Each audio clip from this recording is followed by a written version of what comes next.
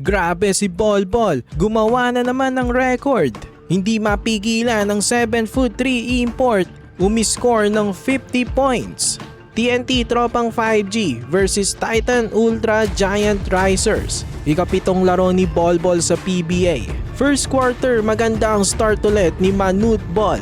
Defense to offense. Supalpal ang import ng Titan Ultra na si Gilmore dito sa 7'3" na si Bolbol. Tapos sa fast break, ni-reward naman siya ni Ray ng Batak. Wala namang nagawang depensa ng Titan sa ginawa ni Bolbol na scoop layup. Yun nga lang, na-eject agad sa game si Calvin Oftana matapos makasapok ng player ng Titan Ultra. Pero no problem naman dahil itong si Bolbol ay masyadong dominante. Parang siya na nga ang point guard ng TNT. Natapos ang first quarter, lamang ang Tropang 5G 26-22. Manute Bol meron ng 15 points. Second quarter, umatake na naman agad si Bolbol.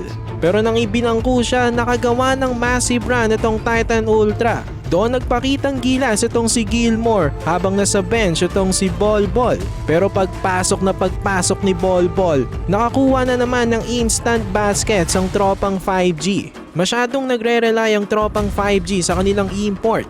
Grabe ang scoring ni Bolbol, 29 points agad sa first half.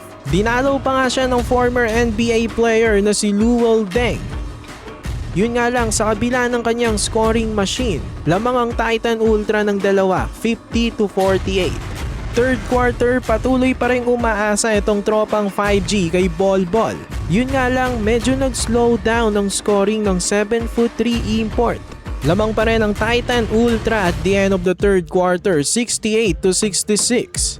Fourth quarter, patuloy binubuhat ni Bolbol ang TNT. Pero dismayado itong kampo ng TNT sa nangyari dito kay Bolbol. Kitang-kita sa replay na natapek ni Joshua Monson ng kanyang siko, kaya kapos ang kanyang tres. Tapos sa kabila, tinawagan ng foul ang 3-point attempt nitong si Joshua Monson.